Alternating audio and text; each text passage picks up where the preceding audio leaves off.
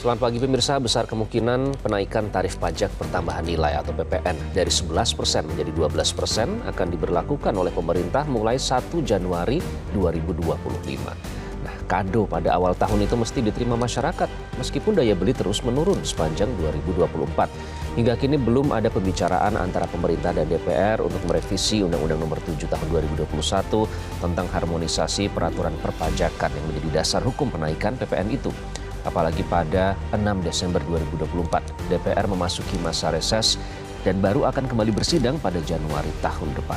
Inilah editorial Media Indonesia edisi Kamis 5 Desember 2024 dengan tema Jangan Paksakan Penaikan PPN bersama saya Iqbal Himawan. Anda juga bisa berpartisipasi dan berinteraksi melalui telepon interaktif di nomor 0215839900 dan pagi ini telah hadir bersama saya anggota Dewan Redaksi Media Group Arief Suditomo. Mas Arief, selamat pagi. Pagi Iqbal. Ini suara banyak warga masyarakat tidak henti-henti. Istilahnya mulai dari sekarang sudah mulai bersiap-siap begitu. Apa yang akan terjadi tahun depan dengan pola konsumsi dan ekonomi belum baik-baik saja. Lalu ternyata sampai sekarang belum ada kepastian terkait dengan PPN 12%, tapi kemungkinan besar tetap akan dilaksanakan. Itu yang akan menjadi topik utama dalam editorial Media Indonesia kali ini. Namun ada sejumlah topik utama lain yang juga akan kita bahas pemirsa. Dapat Anda simak melalui versi cetak maupun versi e-paper. Yang pertama, Muhammadiyah tidak surut tokoh suluh bangsa. Ini terkait dengan kemarin baru saja ada digelar tanwir dan milad ke-112 Muhammadiyah.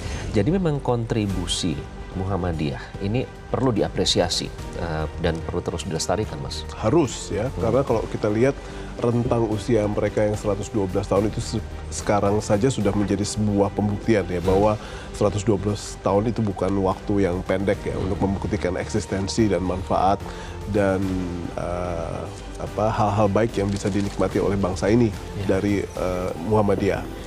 Dan setiap tahun kita bisa lihat berbagai macam kontribusi yang mereka berikan dari sektor kesehatan, pendidikan, bahkan pemimpin-pemimpin negara juga banyak yang hadir dari mereka. Itu merupakan salah satu hal yang kita harus apresiasi ya. Kita berhutang banyak sama Muhammadiyah dari rentang waktu 112 tahun itu. Karena itu terbukti bahwa mereka sudah berjuang, mereka sudah eksis sebelum kita merdeka. Dan pada proses menuju kemerdekaan itu juga mereka memiliki andil yang juga sangat baik. Dan mereka sekarang mengisi kemerdekaan dengan berbagai macam hal. Mereka punya 197 perguruan tinggi, 126 rumah sakit, 5.000-an sekolah, 440 pesantren, dan itu merupakan salah satu hal yang menjadi kontribusi nyata dalam bagaimana mereka mengisi kemerdekaan ini. Termasuk untuk memberi teladan toleransi antar umat beragama di Indonesia. Betul. Itu yang sekarang kita kekurangan ya, keteladanan itu ya. Seperti kita ketahui, krisis keteladanan itulah yang pada dasarnya sering menjadi pucuk dari berbagai macam proses pembangunan di kita ya. Banyak sekali problem-problem yang ujung-ujungnya kita tidak memiliki ketauladanan, dan itu pada akhirnya menciptakan problem baru yang setiap hari hadir karena kita tidak memiliki ketauladanan dan keinginan untuk selalu menunjukkan ketauladanan. Oke, itu nanti juga akan kita bahas dari topik utama yang lain ya, Mas. Namun sebelumnya kita berbicara soal cuaca. Kalau di Jakarta tuh lagi terasa berbeda sekarang, dingin, tapi lebih di sisi dingin lain ya. juga ada waspada juga Mas Arief, karena hujan di beberapa daerah yang dikhawatirkan adalah potensi hujan ekstrim yang mungkin akan mempengaruhi peningkatan pergerakan masyarakat selama Natal dan Tahun Baru. Harus waspada soal ini? Iya, salah satu hal yang harus kita waspadai adalah ada akan 110 juta orang bergerak dari berbagai macam titik. Dan kurang lebih 36% itu didominasi oleh mobil. Dan ini merupakan salah satu hal yang ditambah lagi kekhawatiran kita karena ada bencana hidrometeorologi yang mengintai gitu ya. Kemarin ada banjir bandang di Sukabumi, lalu ada berbagai macam curah hujan yang sangat-sangat tinggi di berbagai macam tempat. Pelabuhan Merak sempat ditutup ya. Banjir juga ya, Mas. Dan ini merupakan salah satu hal yang harus kita lihat bahwa kombinasi pergerakan 110 juta orang, 36%-nya menggunakan mobil, dan potensi hidrometeorologi disaster yang cukup besar. Jadi saya pikir ini merupakan peringatan agar kita memiliki double alertness ya untuk bisa mencegah adanya korban jiwa dari kombinasi ini. Jadi harus terus memantau ya terkait dengan kondisi cuaca dan juga... Dan pengendara juga harus ekstra hati-hati. Harus ekstra hati-hati. Tapi mungkin yang mau naik pesawat kabar gembira ya. Iya. Katanya tiket sudah diturunkan. Tiket sudah turun. Nah, waspada terhadap curah hujan ekstrim dan juga badai. Nah, badai juga datang dari komentar para netizen dan warga yang heran gitu ya terhadap sosok Miftah Maulana Habibur Rahman yang kemarin sempat viral, Mas Arief, terkait dengan mengolok-olok seorang penjual es teh. Apapun alasannya ya, karena kan ada alasan bahwa itu gaya berceramah seperti itu yang memang gayanya urakan. Ada beberapa pihak yang membela. Tapi toh kenyataannya memang kita susah untuk menyebut itu keteladanan dari seorang tokoh yang sudah menduduki jabatan penting di pemerintahan. Ada kata evaluasi di sini. Evaluasi seperti apa yang harus dilakukan, Mas Arief? Evaluasi yang sangat-sangat tegas, evaluasi yang sangat-sangat memberikan edukasi, dan evaluasi yang pada akhirnya memberikan deterrent effect kepada seluruh orang yang pada dasarnya memiliki jabatan dan pangkat setinggi dia.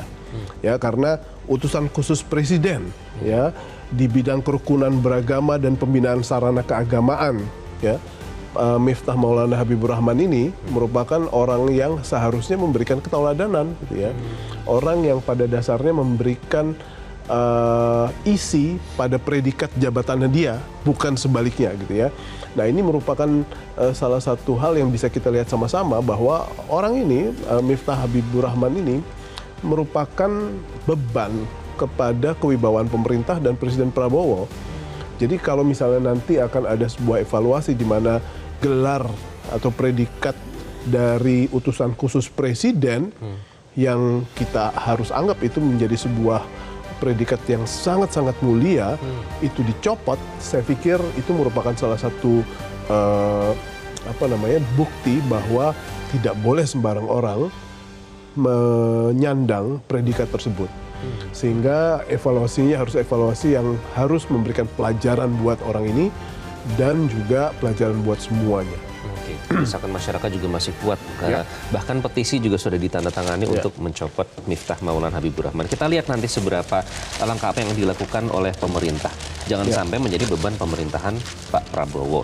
Nah, yang menjadi beban masyarakat nih, Mas, rencana menaikkan PPN 12%. Ini sudah kurang dari sebulan, tapi masyarakat tuh secara psikologis sudah bersiap-siap. Waduh, tahun depan kita harus mengurangi pengeluaran nih. Dari situ saja kan berarti ada yang perlu diwaspadai. Bagaimana nih soal PPN? Sudah pasti, Iqbal, karena PPN itu kan merupakan sebuah instrumen tarif yang tidak hanya berlaku buat orang-orang tertentu.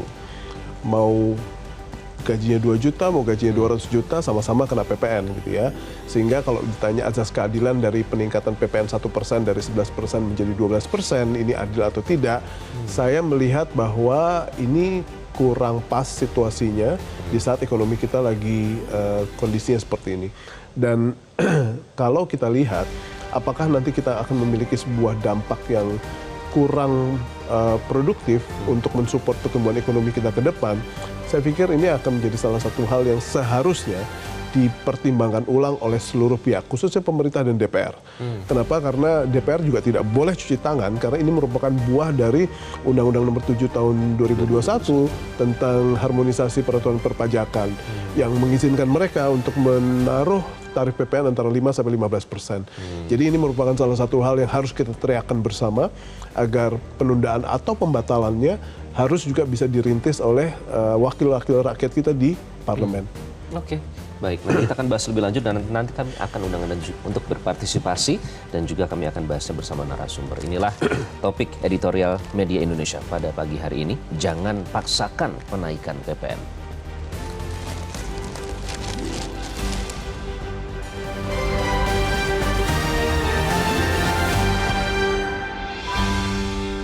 Jangan paksakan penaikan PPN.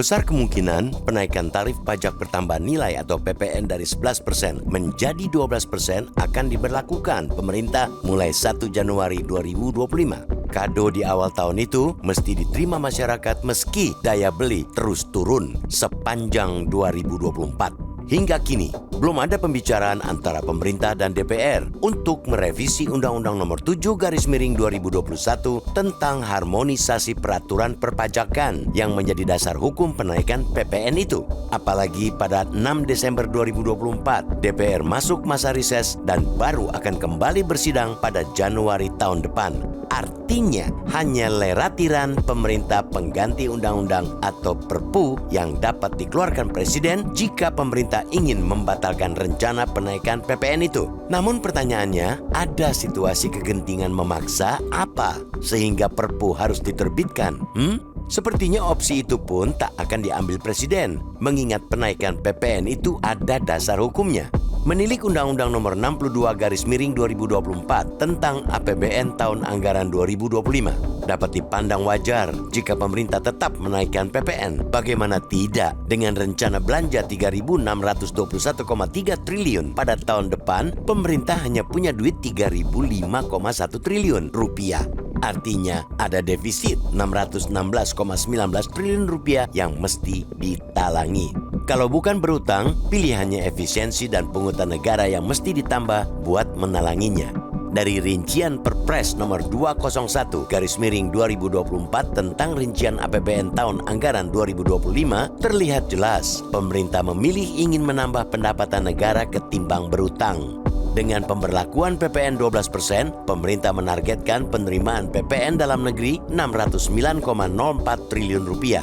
Target PPN itu naik 23,4% dari tahun sebelumnya 493,3 triliun rupiah.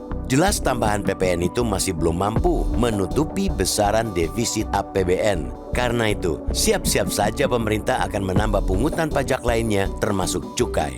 Terbitnya Perpres pada 30 November 2024 itu sekaligus menandai sikap pemerintah yang tetap akan jalan terus dengan menaikkan tarif PPN meski penolakan dari masyarakat dan dunia usaha terus menguat. Pemerintah berdalih tergerusnya daya beli masyarakat yang diperparah oleh tambahan penaikan PPN itu akan diganjal dengan guyuran bansos dan PPNBM atau pajak pertambahan nilai dan bea masuk yang ditanggung negara. Tak cuma itu, insentif utamanya untuk industri padat karya juga tengah disiapkan pemerintah. Namun, itu hitung-hitungan versi pemerintah. Masyarakat yang kini banyak yang sudah turun kelas dari menengah menjadi menuju menengah dan rentan miskin tentu juga punya hitung-hitungan sendiri. Di saat pendapatan tak berubah atau hanya naik tak sampai 10% pada tahun depan, masyarakat mesti menghadapi kenaikan berbagai harga barang dan jasa. Dunia usaha pun akan kelimpungan karena barang dan jasa mereka banyak yang tak laku akibat harganya naik. Pemerintah tentu belum lupa data Badan Pusat Statistik atau BPS menyebut jumlah kelas menengah pada 2024 tinggal 47,85 juta jiwa, melorot jika dibandingkan dengan periode pra-pandemi COVID-19 pada 2019 yang mencapai 57,33 juta jiwa. Artinya 9,48 juta warga kelas menengah turun kelas dalam 5 tahun terakhir. Penurunan itu tentu berdampak pada pengurangan kontribusi kelas menengah terhadap konsumsi domestik. Pangsa konsumsi mereka turun dari 45,6% pada 2018 menjadi hanya 40,3% pada 2023. Jika banyak anggota masyarakat yang turun kelas, bagaimana negara bisa mendapat kenaikan pendapatan lewat penaikan PPN? Pemerintah tentu mesti memikirkan dampak penurunan konsumsi tersebut. Apalagi BPS mencatat ekonomi kuartal 3 2024 hanya mampu tumbuh 4,94% secara tahunan, anjlok dari 5,05% pada kuartal 2 2024. Itu semua diakibatkan turunnya konsumsi masyarakat yang selama ini jadi tumpuan utama pertumbuhan ekonomi nasional. Berkaca dari semua itu, sebenarnya simpel saja jalan keluarnya. Ketimbang memaksakan penaikan PPN yang berdampak langsung pada daya beli masyarakat, lebih baik pemerintah memangkas pengeluaran yang bukan prioritas. Belanja-belanja besar yang bersifat jangka panjang sebaiknya ditunda dulu di tengah anggaran yang pas-pasan. Gunakan anggaran yang ada buat menyelesaikan persoalan yang bersentuhan langsung dengan masyarakat. Mimpi indah tentu dibolehkan, tapi hidup di atas realitas itu kewajiban.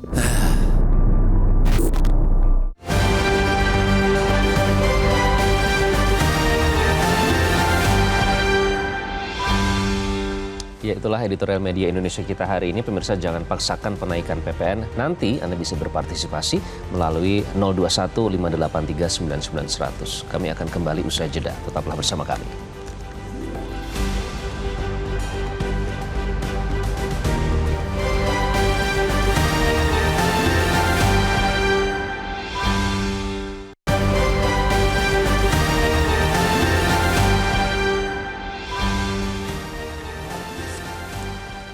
Anda kembali di editorial Media Indonesia, pemirsa. Jangan paksakan penaikan PPN, itulah yang menjadi topik kita pada pagi hari ini. Untuk membahasnya lebih lanjut, kita sudah tersambung dengan Bima Yudhistira, ekonom Selyus. Mas Bima, selamat pagi. Selamat pagi.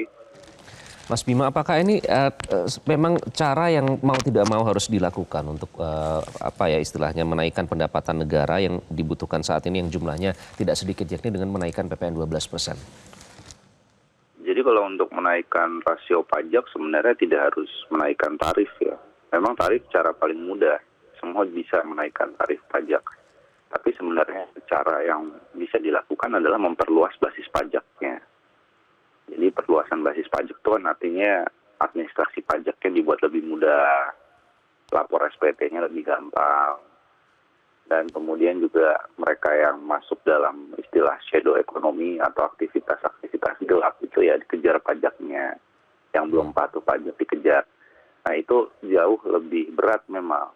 Tapi kan kita punya modal ya kalau ingin mendorong rasio pajak dari sisi kepatuhan dan perluasan basis pajak itu dari data tax amnesty 1, tax amnesty kedua, kemudian pertukaran data pajak antar negara, automatic exchange of information. Nah itu semua bisa digunakan sebenarnya untuk menjadi basis dari pajak. Kemudian pajak karbon itu kan juga belum dijalankan ya. Sudah ada tuh satu paket sebenarnya. Tapi yang dijalankan lebih cepat memang kenaikan tarif dari PPN 10 jadi 11, terus tahun depan jadi 12%. Artinya banyak sekali kalau bicara soal pajak, kita juga belum bicara di pemerintah soal pajak kekayaan yang sedang didorong oleh G20, OECD juga. Jadi kalau Indonesia mau gabung ke OECD, ya pajak kekayaan tuh jadi salah satu opsi sebenarnya untuk bisa dikejar ya 2% dari total aset orang-orang yang terkaya misalnya. Terus ada lagi soal kebocoran pajak. Pak Luhut yang bilang 6 juta hektar sawit nggak bayar pajak. Kemudian Pak Hasim juga 300 triliun ya. Ada kebocoran pajak di situ di sektor perkebunan besar. Itu sebenarnya sudah jadi basis untuk mengejar. Karena kalau PPN yang dikejar ini sebenarnya banyak dirugikan ya, dapatnya nggak seberapa. Kalau konsumsi rumah tangganya melambat, efeknya nanti ke omset perusahaan, itu kenanya nanti ke penurunan dari PPH. Jadi mau ngejar PPN, tapi PPH dan pajak-pajak lainnya, cukai, itu bisa terpengaruh mengalami penurunan tuh. Output endingnya begitu. Jadi ya ini saya pikir kenapa nggak kreatif gitu pemerintah. Kenapa pakai cara-cara yang primitif, cara-cara yang jadul dalam mendorong penerimaan pajak. Oke. Mas Bima, ini kan kurang dari 1 bulan ya, artinya kalau tadi sebenarnya ada potensi yang bisa dilakukan dengan cara memperluas wajib pajak, kemudian dengan memperlakukan wealth tax, pajak anomali, keuntungan komoditas, sampai dengan pajak karbon. Artinya ini seharusnya ditunda terlebih dahulu dan memilih cara-cara yang bisa dilakukan tersebut dan alih-alih menaikkan PPN. Iya, karena kita lihat kan ada rincian dari APBN, itu ternyata PPN dan PPNBM untuk 2025 itu naiknya 18,2%. Jadi memang ini nggak ada rencana ditunda sebenarnya dari sisi pemerintah untuk PPN 12%. Nah, tapi kan perlu dilihat ya bahwa sebenarnya PPN 12% implikasinya luas. Jadi sekarang cuma tinggal 2 nih, karena besok DPR juga udah sidang paripurna penutupannya. Jadi harus ada 2 cara ini. Yang pertama penerbitan Perpu, ya jadi peraturan untuk mengganti undang-undang bahwa ada kondisi kegentingan dari sisi tekanan ekonomi yang bisa mempengaruhi orang miskin dan lain sebagainya. Sehingga PPN 12%-nya itu dibatalkan, direvisi bisa. Atau yang menggunakan JR, Judicial Review, gugatan di Mahkamah Konstitusi untuk merevisi pasal 7 ini soal PPN 12%. Karena ini juga ya, pelajarannya adalah nggak boleh bikin undang-undang itu itu menetapkan tanggal spesifik.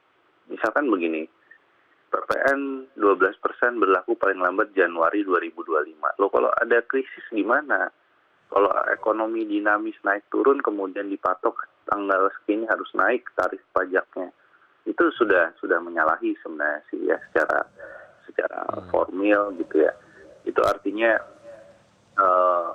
pemerintah dan juga DPR seolah-olah memastikan bahwa ekonomi akan baik-baik saja, dan faktanya sekarang kan banyak indikator ekonominya kurang begitu bagus. Oke. Jadi Nah, kurang begitu bagus itu Mas, dari indikator yang berhasil dihimpun dari data-data yang berhasil dihimpun oleh teman-teman di Selios. Apa yang akan terjadi nanti pada saat akhirnya jika PPN 12% ini benar-benar diterapkan? Apa yang terjadi dengan ekonomi yang terkait dengan masyarakat? Ya, satu, masyarakat miskin itu tambah pengeluarannya 100.000 per bulan. Karena ada PPN, itu juga karena misalkan bahan kebutuhan pokok memang tidak dikenakan PPN, tapi BBM-nya itu kena PPN. Jadi artinya hampir semua pengeluaran seluruh kelompok masyarakat terdampak. Kemudian kelas menengah tuh bisa sampai Rp350.000 tambahan pengeluarannya kalau PPN jadi 12%. Buruh juga hampir sama ya, buruh dengan gaji 5 juta per bulan itu Rp350.000. Jadi upah minimum naik 6,5%, belum bisa mengkompensasi naiknya PPN dari 11 ke 12%. Karena ada inflasi yang akan lebih tinggi ke depannya. Dan satu lagi kan, kita sekarang mengandalkan apa sih 2025 nih? Ekspor, ada ancaman perang dagang, ada ancaman Tiongkok menghambat ekonominya. Sementara ya domestik yang bisa diandalkan. Jadi daya beli ini diungkit, jangan diganggu-ganggu dengan berbagai pungutan dan tarif baru. Itu ya. Jadi kita memperkirakan kalau ini dipaksa diterapkan, output ekonominya akan melambat cukup signifikan. Oke, baik. Terima kasih Mas Bima Yudhistira, ekonom Selios, sudah bergabung dengan Editorial Media Indonesia. Mas Arief, jadi sudah ada hitung-hitungannya bahkan ya perkiraan kalau misalnya naik harus masyarakat miskin harus 100.000 per bulan nambahnya. Jadi sebenarnya indikator katanya ekonominya sebenarnya sedang tidak baik-baik saja. Ada tidak sih indikator perekonomian kita saat ini yang menunjukkan bahwa ini tuh belum saatnya menaikkan PPN 12%? Ya, kalau kita lihat bahwa angka penurunan konsumsi rumah tangga sudah turun menjadi hanya 4,9%, lalu ada deflasi 5 bulan berturut-turut sejak Mei hingga September, lalu penurunan omset UMKM menurut catatan BRI sudah turun kurang lebih ada yang sampai 60%. Itu kan merupakan indikasi-indikasi yang pada akhirnya bisa kita jadikan sebagai sebuah patokan ya, apakah ini adalah timely moment apa tidak gitu untuk mengimplement Undang-Undang 7 tahun 2021. Dan ini saya sangat-sangat setuju dengan apa yang tadi Mas Bima ungkapkan, bahwa proses dalam perumusan undang-undang yang dirumuskan secara prematur, bahwa segala sesuatunya ditetapkan di depan tanpa melihat dinamika ekonomi di kemudian hari, itu menjadi sesuatu hal yang amat sangat membebani ya, kayak apa yang terjadi hari ini. Karena waktu pada saat itu ditetapkan bahwa nanti tahun 2025 kita bisa menerapkan PPN menjadi 12% dari 11%, itu saya percaya bahwa berbagai macam indikator ekonomi pada saat ditetapkan itu tidak menunjukkan ke arah seperti hari ini. Jadi saya juga dalam situasi sekarang kita harus menggugah apa yang pada dasarnya anggota DPR bisa lakukan. Karena Undang-Undang 7 2021 merupakan dasar hukum dari kenaikan PPN ini. Dan itu adalah suatu hal yang mereka sudah setujui bersama dengan pemerintah. Jadi pada tahun 2022 mereka sudah menaikkan dari 10% menjadi 11%, dan mereka mencanangkan lagi 2025 dari 11% menjadi 12%. Ini kan merupakan salah satu hal yang kita harus tuntut peran mereka dalam bagaimana sekarang caranya agar Januari nanti tidak diimplementasi kenaikan 1% terhadap PPN ini. Oke, artinya ini juga harus kalau misalnya mendengarkan suara rakyat, masyarakat yang memang begitu kencang ya. Oh ya. Pasti yang bisa dilakukan oleh para wakil kita, Mas, di gedung Karena parlemen. sekarang dampaknya tidak main-main, Iqbal. Kelas menengah ini menjadi salah satu target yang pada akhirnya akan mendapatkan beban yang amat sangat besar. Kalau misalnya tadi Mas Bima bilang bahwa akan ada extra spending ya antara 150 sampai 350 ribu buat kelas menengah, saya pikir ini merupakan salah satu gambaran yang sangat ilustrasi yang sangat terang benderangnya konservatif ya. Mungkin akan jauh lebih besar dari itu. Termasuk Kenapa? kenaikan Karena UMP juga tidak bisa mengcover kenaikan harga-harga. bisa mungkin. jadi karena sekarang berapa yang akan kita dari 6,5% kenaikan UMP itu kan kita belum tahu berapa ya. Tetapi contoh misalnya BBM itu akan kena pajak itu udah pasti. Dan kalau BBM naik, harga-harga yang lain juga pasti ikut naik. Dan salah satu hal yang kita harus pahami Iqbal bahwa kalau sekarang tax ratio kita masih cuma 10%, di mana orang yang bayar pajak PPh di Indonesia hanya 10%, di mana 90%-nya tidak bayar pajak, saya pikir itu merupakan salah satu indikasi di mana seharusnya kita memperluas tax ratio kita. Sehingga kalau misalnya jumlah pembayar pajak kita jauh lebih besar, mungkin kita akan memiliki instrumen tarif yang berbeda. Tidak cara seperti ini, menaikkan 1% dan bahkan itu ditetapkannya jauh-jauh hari sebelum 2025. Itu relevan tadi Mas Bima juga bilang itu bisa dilakukan dengan perluasan wajib pajak. Ya, itu yang namanya ekstensifikasi dari atau peningkatan tax ratio. Dan ini bisa dilakukan double sebenarnya. Kalau memang ada etikat baik dari pemerintah. Harus ya. Ya, karena gini, kelas bawah itu tidak bayar pajak. Kelas menengah menjadi sasaran dari pajak. Sementara kalau kelas atas, mereka punya konsultan pajak yang bisa memanage pajak mereka. Dan tax amnesty ya. Dan tax amnesty. Nah ini merupakan salah satu hal yang pada dasarnya harus menjadi pemahaman dari pemerintah. Oke, kita punya defisit kurang lebih 616 triliun. 616. Dan caranya mungkin harus dicari kreativitas yang lain ya. Dari sektor-sektor lain yang pada dasarnya jauh lebih layak, tidak berdampak pada penurunan daya beli dan pertumbuhan kita. Potensinya juga banyak sebenarnya Mas ya. Tadi kalau Mas Bima sebutkan pajak kekayaan misalnya wealth tax, kemudian pajak anomali keuntungan komoditas dan juga pajak karbon. Nah itu kan artinya bisa dibahas bersama pemerintah dan DPR. Alih-alih saling menyalahkan, seharusnya ini bisa dibahas bersama. Dan sekarang kita tunggu sebenarnya suara dari anggota DPR, apakah mereka nanti ikut sama-sama memperjuangkan pemerintah untuk bisa memuluskan hadirnya Perpu. Karena kalau tidak, kita tidak akan memiliki basis yang pada dasarnya menjadi landasan hukum buat penundaan ini. Dampaknya apa sih Mas kalau misalnya pemerintah berdalih ini nanti akan menggelontorkan bansos misalnya? Ada kok bantuan sosial misalnya dengan subsidi listrik dan lain-lain, itu apakah ada dampak lain dari soal itu? Ya, belum tentu itu pada dasarnya bisa mensubstitusi ya Iqbal, karena PPN ini kan menjadi sebuah instrumen tarif yang berdampak pada semuanya. Mau gajinya hanya 2 juta atau 200 juta itu semua sama-sama kena PPN, berbeda dengan PPh. Jadi kalau misalnya nanti ada guyuran bansos, belum tentu itu digunakan untuk mensubstitusi gitu loh ya. Yang pada akhirnya digunakan untuk belanja. Jangan-jangan untuk bayar hutang atau untuk ditabung gitu ya, sehingga tidak di-spend.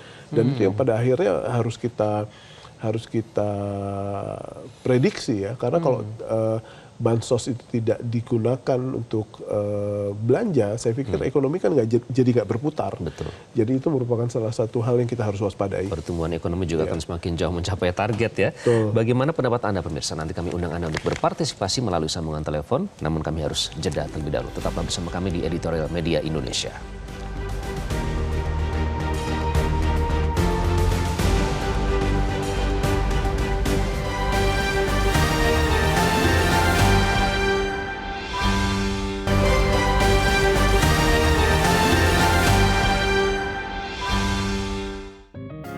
Media Indonesia mengajak Anda untuk mengakses fitur premium e-paper.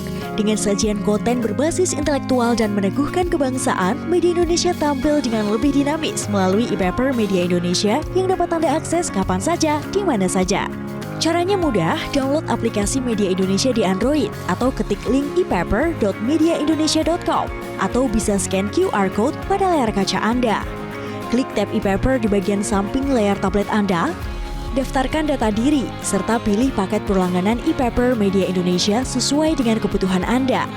Nikmati juga bonus spesial tambahan 4 halaman rubrik fokus setiap hari. Semua bisa Anda dapatkan hanya di e-paper Media Indonesia. Untuk informasi lebih lanjut, hubungi customer service di nomor 0811 1201 2018 atau kunjungi media sosial @Media Indonesia. Media Indonesia, referensi bangsa. Anda kembali di editorial Media Indonesia. Pemirsa, jangan paksakan penaikan PPN. Itulah yang menjadi topik kita pada pagi hari ini. Bagaimana pendapat Anda? Kami undang Anda untuk berpartisipasi melalui sambungan telepon. Kita akan sapa. Yang pertama ada Pak Eko Satria di Bontang, Kalimantan Timur. Pak Eko, selamat pagi. Selamat pagi, Mas Juno. Ya, silakan Pak Eko. Bagaimana Anda menanggapi rencana kenaikan PPN 12% tahun depan, Pak, 2025? Ya, pagi Mas Arief. Pagi, Pak.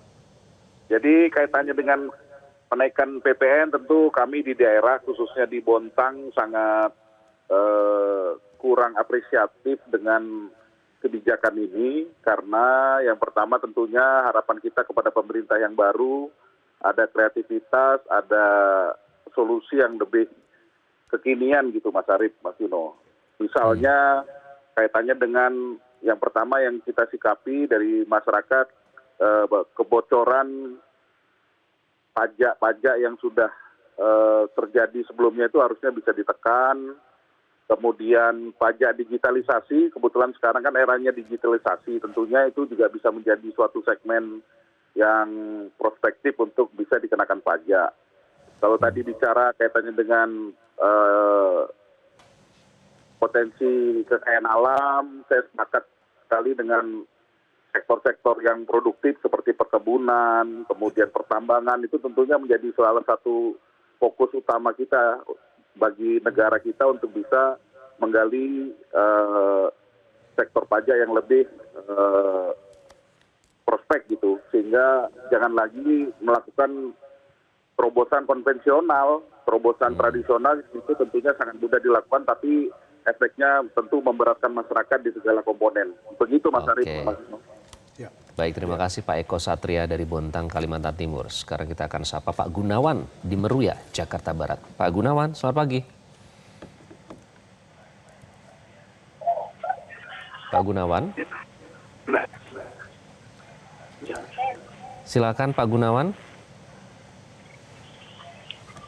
Baik, kami akan mencoba memperbaiki kendala komunikasi. Pak Gunawan, apakah sudah bisa mendengar kami? Ya, halo. Ya. Silakan Pak Gunawan. Terima kasih. Pagi, Pak. Pagi. Pak, Silakan, saya Pak. mah bukan ekonom, saya cuma pernah kerja di swasta ya. Itu kalau ini pendapat pribadi saya, Pak. Media itu nggak terlalu expose 12, angka 12-nya gitu kan. Di dalam perdagangan kan ada PPN masukan dan PPN keluaran. Selisihnya bukan 12%. Pertama itu. Kedua, itu kan pemerintah juga akan membebaskan peraturan baru itu untuk 9 bahan pokok. Jadi tidak langsung kena kepada masyarakat kecil. Saya kira begitu saja Pak. Terima kasih Pak. Oke, baik. Terima kasih ada dari Pak Gunawan, Meruya, Jakarta Barat. Ada perspektif baru dari Pak Gunawan. Selanjutnya Pak Edward di Curup, Bengkulu. Pak Edward, selamat pagi. Selamat pagi Metro TV. Silakan Pak Edward. Kita melihat, ya ini sebenarnya sangat sudah dikaji oleh semua ahli ekonomi bahwa sekarang daya beli masyarakat itu sangat rendah, betul-betul jatuh. Sampai ke titik nadir mungkin sekarang itu. Banyak toko-toko di daerah saya itu kalau pasarnya dulu, di pasar itu toko-toko buka sekarang banyak yang katanya nggak pelaris sampai pagi. Ini indikasinya bahwa ekonomi itu melemah.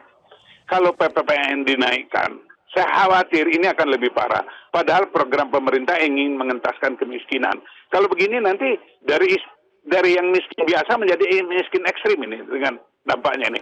Nah, kenapa tidak dicari terobosan-terobosan baru? Saya setuju dengan pendapat narasumber tadi. Kita gunakan dengan maksimal sumber daya alam kita dari pajak-pajak pajak-pajak tambang, pajak-pajak perkebunan dan lain-lain dan sebagainya. Dan sudah itu penghematan. Ya sekarang saya beritahu anggota DPR 500 orang dengan take home pay hampir 500 juta per bulan. Coba itu dikurangi, 100 juta aja dikurangi satu orang, itu sudah 50 triliun. DPR-nya yang sadar diri bahwa mereka jangan cuma, ini kepentingan bangsa, ini kepentingan. Mereka dong, saya kurangilah pendapatan saya, take home pay saya. Apa-apa yang tidak perlu tidak dilakukan. Kunjungan ke luar negeri tidak perlu dilakukan.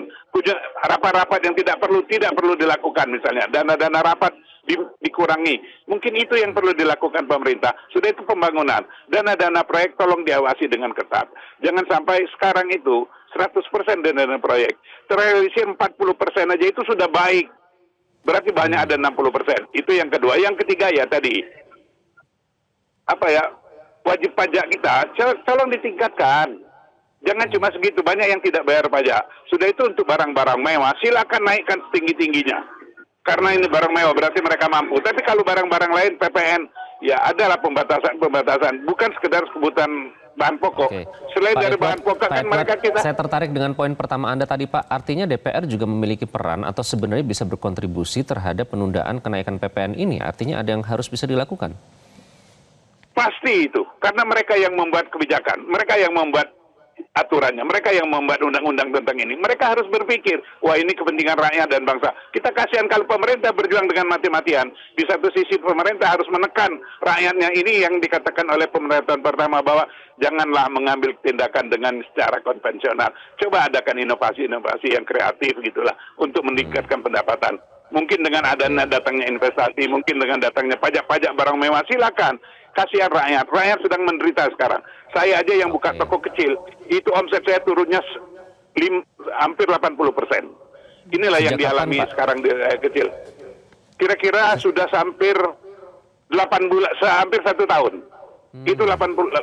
Dari omset saya 12 juta satu hari, sekarang mau ngejar 2 juta aja Pak ya. Karena memang rakyat nggak ada yang beli kosmetik, nggak ada beli apa-apa sekarang. Mereka cuma beli bahan-bahan pokok aja. Itulah, bahan pokok itu untungnya cuma 7% loh kalau kami berdagang. Yang bisa diharapkan untung itu dari barang-barang kosmetik apa-apa. Nah ini, tolong rakyat pikirkan, program pemerintah ingin mengentaskan kemiskinan, jangan sampai nanti miskin biasa menjadi miskin ekstrim. Miskin ekstrim jadi orang terlantar di jalanan. Nah ini yang kita nggak mau. Mudah-mudahan pemerintah memikirkan ini. Kita kepingin Indonesia ini maju. Semua pihak mendukung, termasuk DPR yang saya tekankan. Potong income take home pay Anda. Mana yang nggak penting. Jangan Anda cuma bisa berbicara kepentingan rakyat, tapi Anda sendiri tidak pernah memikirkan rakyat. Anggota DPR yang 500 orang itu. Terima kasih. Terima kasih Pak Edward dari Curug Bengkulu. Semoga kembali ramai lagi ya Pak, semoga omsetnya kembali naik. Ya itu tadi suara hati ternyata langsung dirasakan. Kalau katanya itu kita berbicara tentang indikator soal angka, tapi ternyata ada yang cerita langsung Mas Arief. Ini semakin menambah bahwa dari 12 juta per hari menjadi 2 juta per hari itu kan sebuah penurunan yang drastis ya. Setahun katanya Mas. Ya, dan itu sudah dirasakan hampir setahun. Tetapi kalau kita lihat ada angka juga yang pada akhirnya bisa kita gunakan, yakni bahwa jumlah dari kelas menengah kita memang menyusut dari tahun 2019 di mana kita memiliki 57 juta kelas menengah, 2024 tinggal 47, jadi 9 juta lebih kita kehilangan kelas menengah ya. Dan mereka sekarang sudah menjadi kelompok yang sudah hampir masuk menjadi kelompok yang miskin. Nah ini merupakan salah satu indikasi yang juga tidak bisa kita abaikan di saat nanti bulan Januari PPN kita naik, daya beli kita turun, dan saya yakin 2025 akan mencetak rekor baru dalam hal penurunan kelas menengah kita. Oke, termasuk tadi yang Pak Gunawan, saya tertarik dengan perspektifnya soal sembako. Ekonom menilai bahwa nanti justru akan terjadi kenaikan pada sembako, Mas Arief, sejauh ini. Ya, karena kan yang menjadi objek dari PPN ini kan banyak ya, dan rata-rata itu akan berdampak pada peningkatan komoditas yang lain. Jadi saya pikir memang akan ada beberapa kebijaksanaan dari pemerintah untuk menghilangkan tarif-tarif tertentu di beberapa komoditas. Tetapi saya pikir apabila kenaikan 1% dari 11% menjadi 12% ini bisa ditunda hingga ekonomi membaik, Itu merupakan salah satu hal yang amat sangat bijaksana. Karena gini, ini sebenarnya sudah kita bahas sejak lama.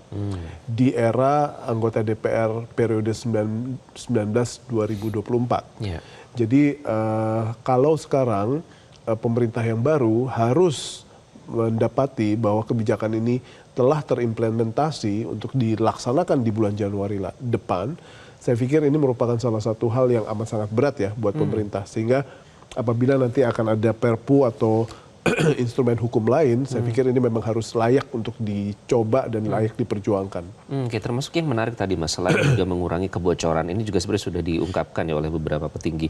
Ada juga potensi untuk pajak dari digitalisasi, karena kan semua dari dunia digital sebenarnya potensinya besar. Artinya itu bisa menjadi objek dari perluasan wajib pajak itu? Ya. Kalau transaksi digital saya pikir memang juga bisa dilakukan ya, misalnya orang-orang yang belanja lewat marketplace dengan jumlah tertentu, mungkin itu ya? bisa dilakukan, tetapi ya sekali lagi memang itu harus dikaji ulang lebih dalam ya, karena kalau kita mengimplement sebuah peraturan dan itu dilakukan secara general dan dampaknya juga kemana-mana, nanti daya beli masyarakat lagi yang menjadi pertaruhan kita. Oke, baik, nanti kita akan bahas lebih lanjut, namun kita harus jeda terlebih dahulu. Pemirsa, tetaplah bersama kami di Editorial Media Indonesia.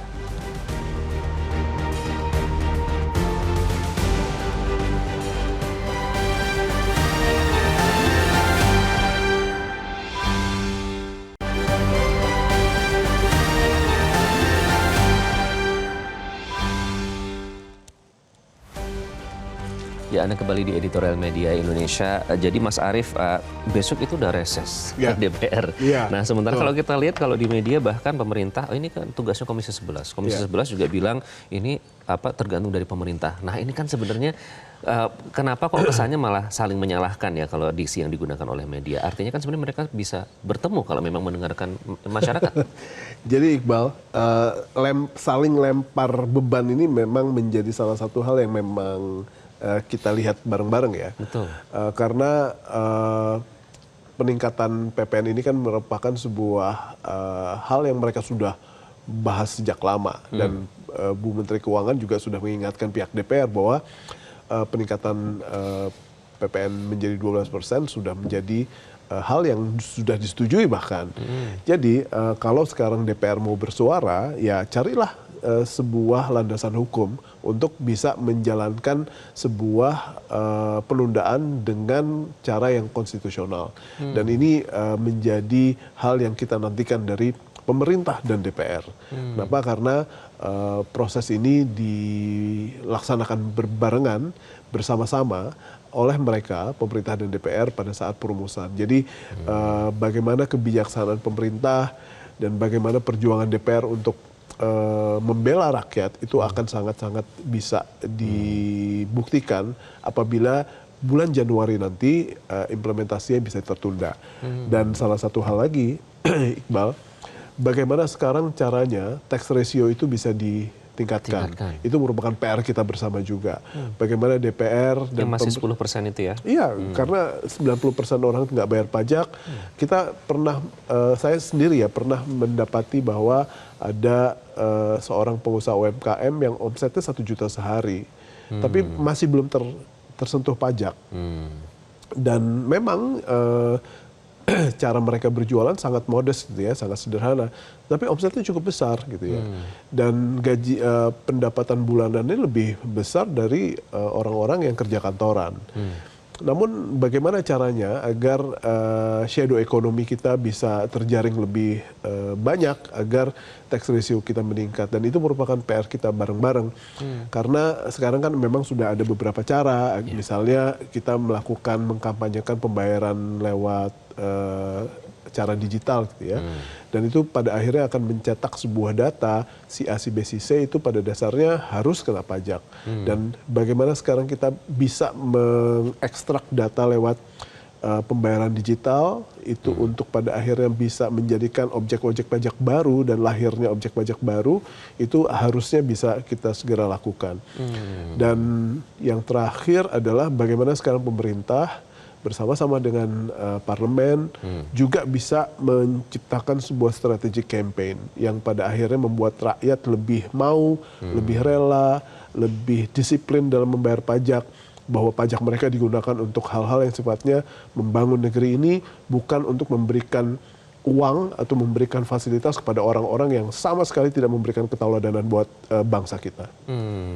Kalau kita dulu kan dengar ada orang bijak taat pajak ya. Betul. Nah, bagaimana untuk menghilangkan trust issue itu, Mas? Karena tidak bisa dipungkiri, bahkan ucapan-ucapan, nggak usah bayar pajak nanti toh dikorupsi, nggak usah bayar pajak, mana kita tidak menikmati hasilnya, tidak seperti negara lain pajak tinggi tapi infrastruktur mereka memang bagus. Nah itu tidak terbukti. Bagaimana mengurangi itu? Kita ini masih belum pulih dari trauma kita sepenuhnya ya, dari orang-orang kayak Rafael Alun, dari bagaimana sekarang orang-orang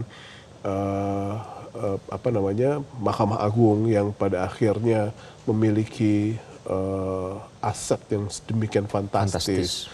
Lalu misalnya ada kalau cukai, di internet kemarin kita potret bagaimana masyarakat merasa bahwa mereka keberatan bahwa uang pajaknya mereka diberikan untuk tokoh-tokoh yang berseloroh atau melecehkan orang kecil, itu menjadi orang-orang yang menikmati pajak kita gitu ya. Itu kan merupakan salah satu hal yang pada akhirnya mempertebal trust issue kita gitu ya. Nah ini yang pada akhirnya harus kita jadikan sebagai sebuah counter campaign agar pajak kita bisa lebih disalurkan pada hal-hal yang pada akhirnya bisa membangun negeri kita.